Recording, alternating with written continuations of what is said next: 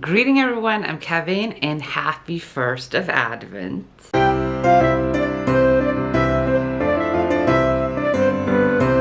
I don't know how well you can see it, but I lit the first Advent light. So I don't know how well you can see it, but I lit this one. So the first is light.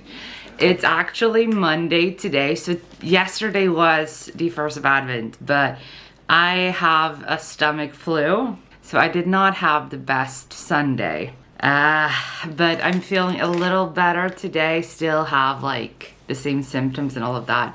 But I wanted to kick off this vlog. So this is a new vlog series that I will do, and it's one book per Advent.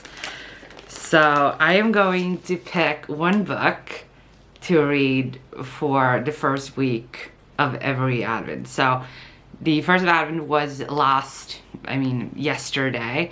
So I will pick a book to read until next Advent, which is next Sunday. And this will be a little Advent reading vlog. So I will be unwrapping a book and I'm gonna read that book for this week. And then I will do that until we have gone through all the Advents and reached Christmas is basically the plan. I picked 4 books that I wanted to read for Christmas. All of these has something to do with the holidays. And I'm just gonna pick one book, and the book that I'm going to pick is the one that I will be reading for this 1st of Advent reading vlog. So that's basically it. And I had my little Advent light thing here. This is a very Swedish thing to have, and you can see that one better than the actual Advent lights. But let's pick a book. I noticed that this red wrapping paper that I have was not the best one, so I wrapped these 4 times in total, these books. The first time I was only doing the red wrapping paper, but then I noticed it's see-through, which is not good. This is supposed to be mystery. Like, I bought all these books. I know what books I'm going to read for this month, but I don't want to be able to see, oh, this is this book, I'm gonna pick that book. So all of these are not see-through. You cannot see what book it is because I wrapped them in 2 papers. So I wrapped them in this red one and a brown paper underneath. So first brown wrapping paper and then this red wrapping paper because red Christmas. But let's pick a book. So I have 2 a little bigger ones and 2 a little smaller ones. But let's go with this one. So I'm gonna move these here. Let's open this book and see what book I am getting. And then we have the next wrapping paper. So, and then the last little thingy. What have I gotten? Ooh, okay. So here is the book. It's One Christmas Kiss in Notting Hill. This looks really cute. I have like a few Christmas romances, which I'm really like looking forward to. So we have One Christmas Kiss in Notting Hill, a feel-good, heartwarming Christmas romance. And on the back it says, imagine the perfect Christmas kiss. His strong arms around her waist, her hands on his face. The snow slowly starts to fall. It's enough to make Isla Winters cringe. While her sister can't get enough of this increasingly common sight on the streets of London, Isla's too busy trying to stop Hannah's wheelchair from slipping on the ice and making sure she's not too late to her dream job at Breakers International. But everything changes with the arrival of Chase Bryan, fresh from the New York office. He's eager to learn everything about Isla's beloved Notting Hill, but as the nights get colder, will cozying up to him come at a price? Ooh. I really enjoy the fact that this from what it sounds, our main character Isla is a little bit, you know, skeptical with the whole romance thing, and that, you know, like, because she said that she isn't, that the idea of a perfect Christmas kiss is enough to make Isla Winters cringe. It makes me feel like, okay, she's very skeptical of romance. She does not really into that, and I love when we have that kind of romance, that we have a main character who isn't looking for love but gets it, finds love, and gets a love story and a, like, romance for the books, literally. And it sounds very interesting as well that we have a romance between an English girl. I assume she's English because it says that it's her beloved Notting Hill and that she lives in London, so I assume she's English. And then Trace Bryan, who is, I assume, American because he comes from the New York office, but I don't know if he's British and worked at the New York office and then like moved back. I don't know. But it sounds very interesting, so I'm excited to read this for the coming days. And it's a very nice little thing to start off the season.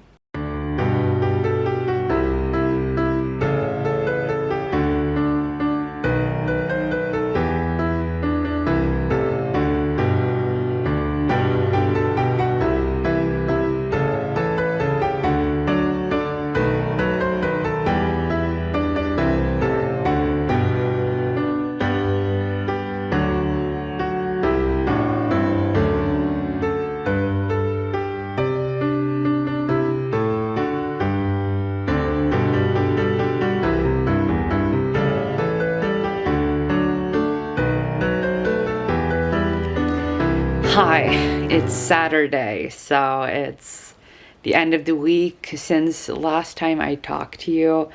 A lot has happened, and an update. As I said, it's Saturday. The 2nd of Advent is tomorrow. I am 100 pages into this. The green thing is the halfway point, and this book is 445 pages long, so the green thing is at 221 pages because that's a chapter break. But as I said when I introduced this vlog, or I started this vlog, I was sick, and I have been sick up until yesterday. So today is my full day of not being sick, which is amazing. But because of that, I haven't really had the energy to read a book physically. This does not, unfortunately, have an audiobook. Had it had an audiobook, I would have flown through it a lot quicker because I really enjoyed the story. I am really intrigued about the romance. The characters are really great. Like, it's well written. It's beautiful, and I read like 100 pages today, and I'm really enjoying it. But because I have been sick physically, I haven't had the energy to hold it and read. It kind of made me feel sick, kind of like motion sickness, which I don't get from reading a book physically. And so because I was sick, I didn't have the energy, as I said, to read a book physically. I watched more movies and more TV than I ever do. And so had I had this as an audiobook, I could have listened to it while doing other things, while taking a nap, not sleeping, but like lying in bed, resting, having this and listening to it would have been really, really nice. And I feel like that would have worked a lot better because of the state that I was in. But because it is as it is, and I won't be able to finish this before tomorrow because it's evening today on Saturday. This is no longer going to be an Advent focused reading vlog where I read one book per Advent week. Instead, this is going to be a Christmas reading vlog. So when I finish this, I will unwrap the next book and I will read that until I have read all 4 books. That's the plan, and hopefully this is the only book that I won't finish within a week, that the rest of them I will finish in a week, I hope. but we'll see. But that's kind of like my update. So let's talk a little bit about the book. We follow Isla, who is this awesome woman. Really, like, she works at this company. It's a construction company, and then she finds out that the CEO from the US has come to London, to Notting Hill, because of things, but they don't really know why. And Isla is said to be his go-to girl, so anything that he wants, she has to do. And his name is Trace Bryan. He is a single dad. He just divorced his wife, who left him for another man. And Chase goes to England with his two daughters, one of which is a 16-year-old, I think, or something like that, a teen. A typical teenager, and he also has a younger daughter who is like a tween, I think. And I really enjoy like the family aspects of this, that Isla has a very interesting relationship. Like, I love her relationship to her sister, and she and her sister are orphans. So Isla and her sister Hannah, they're orphans since 5 years back, and the car accident that took their parents' lives left Hannah in a wheelchair, paralyzed from the waist down, so she can't walk. She goes everywhere with a wheelchair. And I really love the dynamics, and I also really enjoy the fact that Isla has her own prejudices and stuff against her sister for being in a wheelchair, for being disabled, and like, oh, but you can't walk alone outside because people will take advantage of you. And Hannah is like this really amazing independent woman,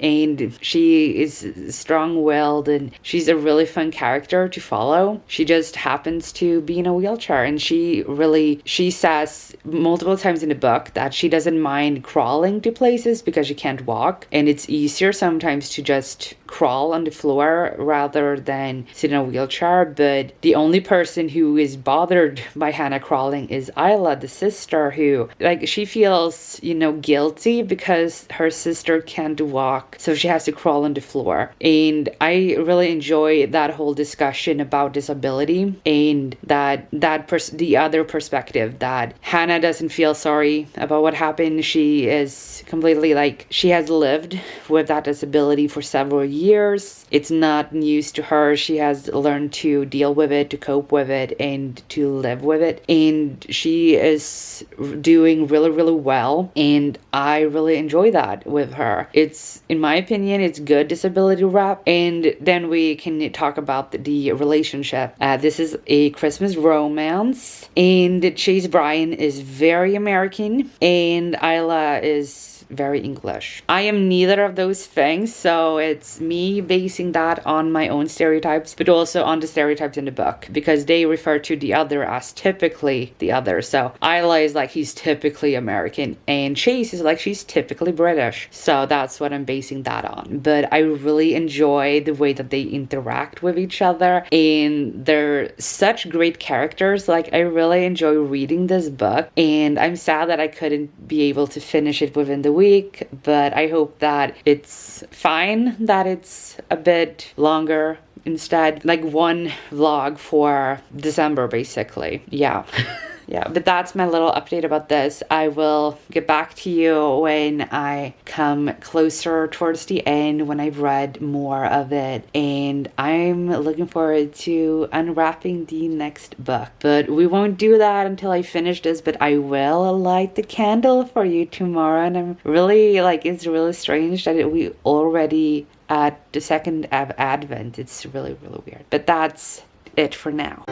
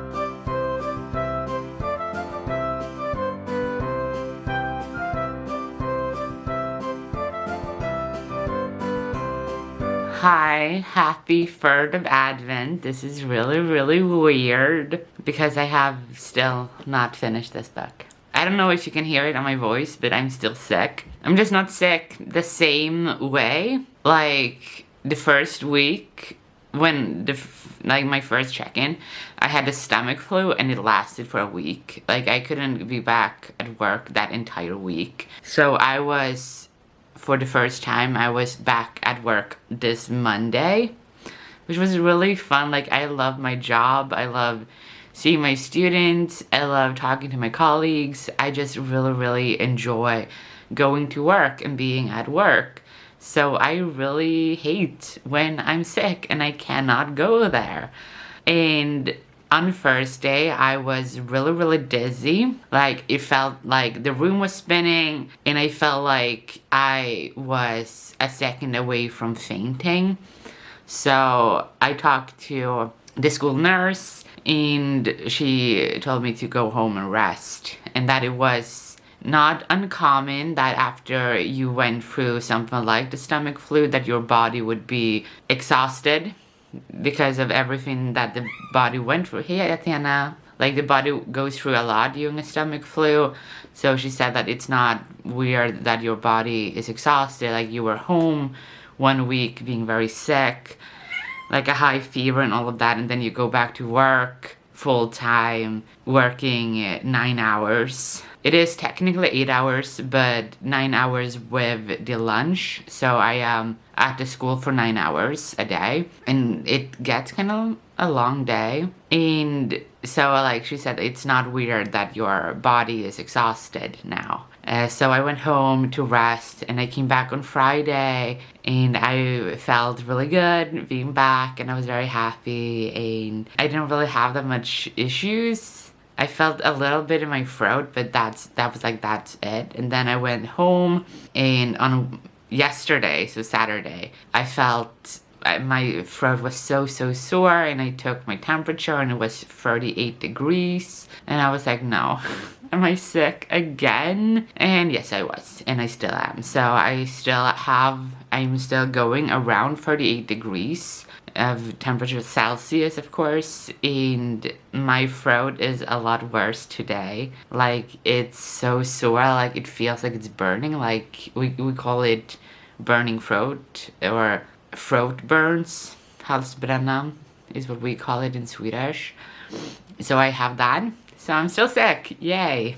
Like that's not how I expected this vlog to go at all. But because I've been sick physically, I haven't read as much out of this as I wanted to. Like I really enjoy this book. It's just so hard when you're physically sick to keep your eyes open and really take in a text that you're reading. Or at least like that's how it is for me. So when I'm physically sick, I usually prefer reading an audiobook because then I could still have the physical copy in front of me following the text, but I could also listen to it so that if I wouldn't lose track of where I was because I was still following the audiobook. But I couldn't do that with this.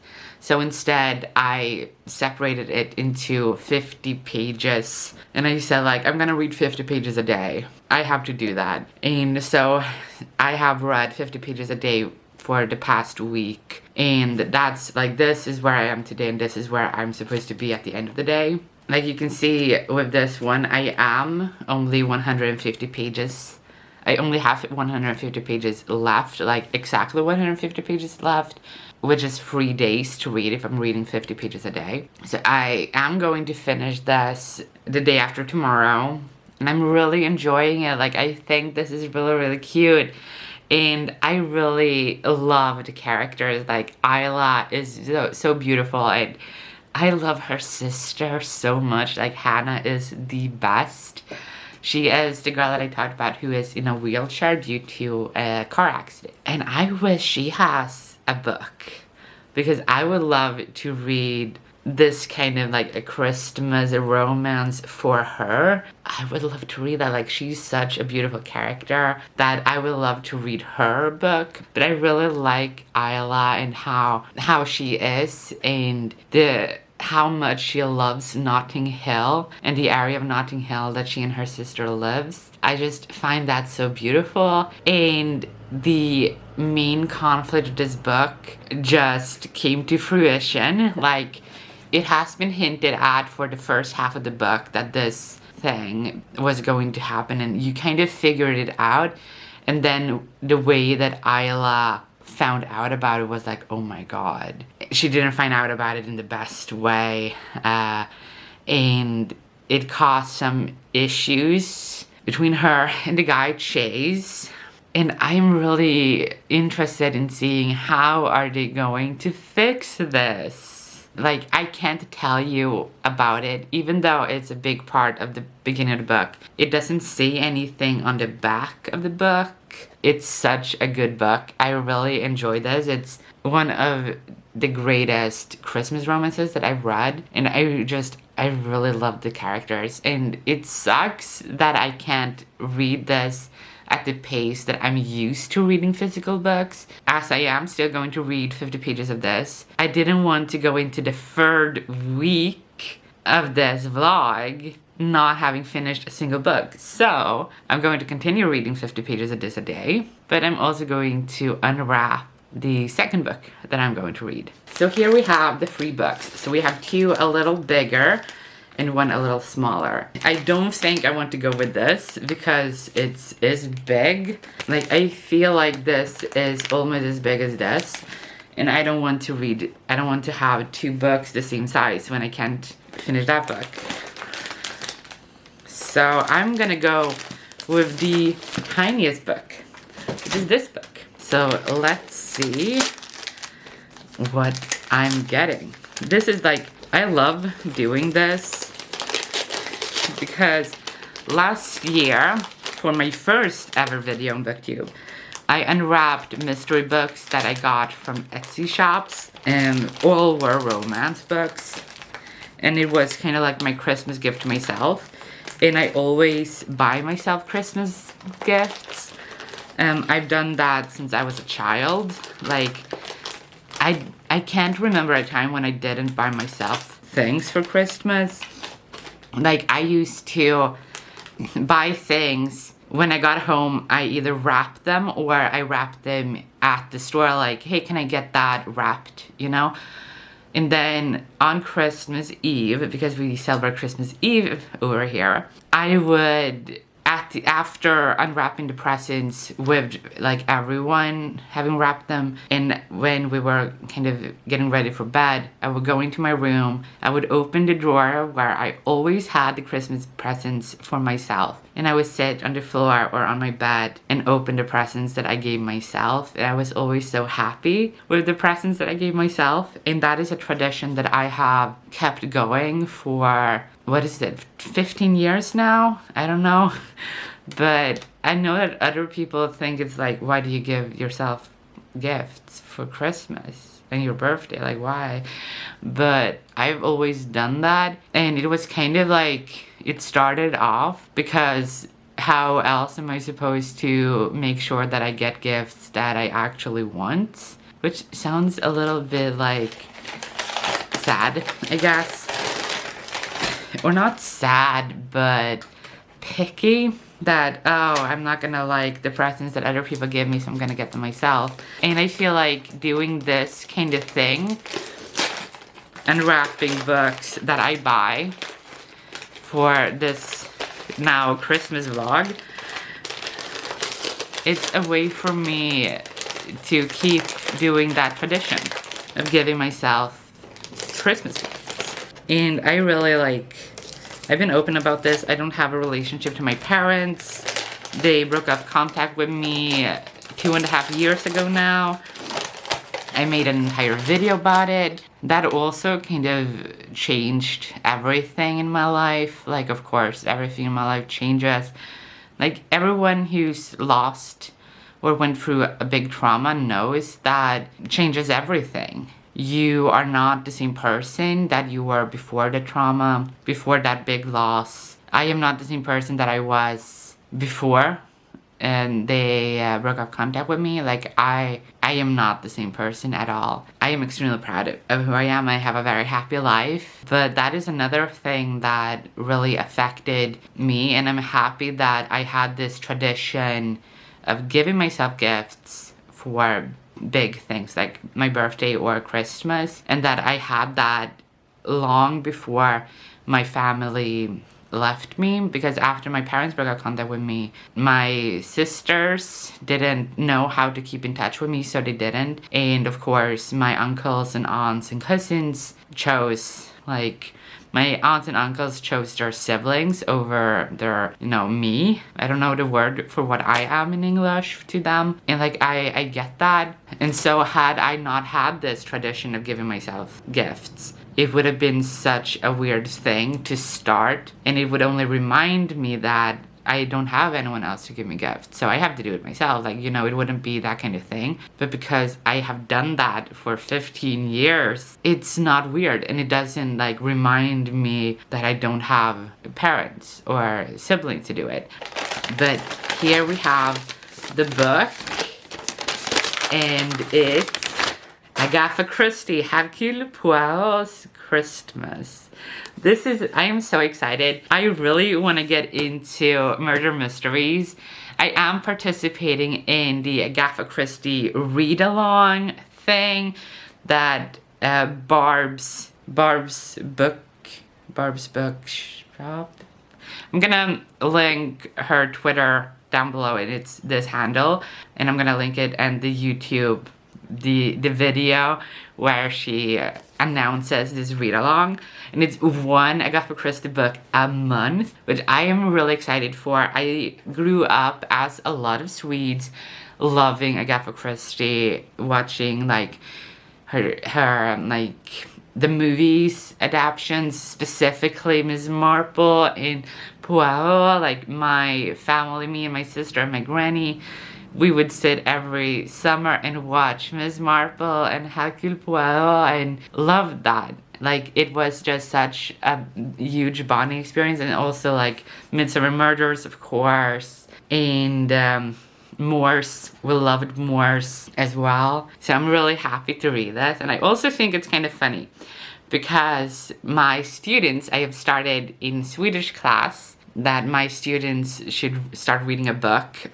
from now and until after Christmas break. And I gave them two options, like either you read a book of your own choice, entirely of your own choice, at least 150 pages is what I told them, but I lowered it to 125 pages because I do have quite a few students with different disabilities and dyslexia and, you know, things like that. So for some of them, reading 125 pages in a book is huge. So I lowered it to that. The second option that I had for reading that wasn't your own choice was you should, in a group, pick an Agatha Christie book and solve the murder with the main character. And 3 girls who in their group, they chose this book in Swedish.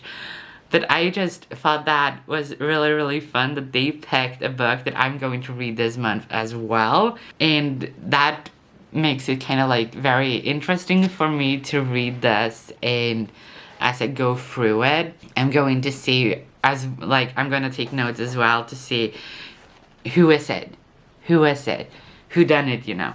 And I'm gonna listen to their discussions with a different set of eyes because I read the book too.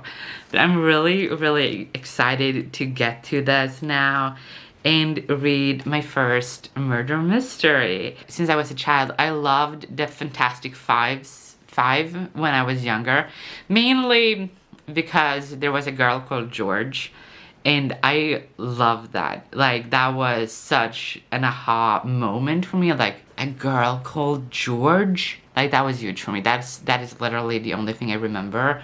There were 5, including a dog. And one of the humans was called George, and she was a girl. And I loved that. That's what I remember. But I loved the books in the Fantastic Five that I read, I loved. And also I started reading them because 5 is my favorite number, and in Swedish the series is called Fem, which is 5. In English it's the Fantastic Five, but it's just 5 in Swedish.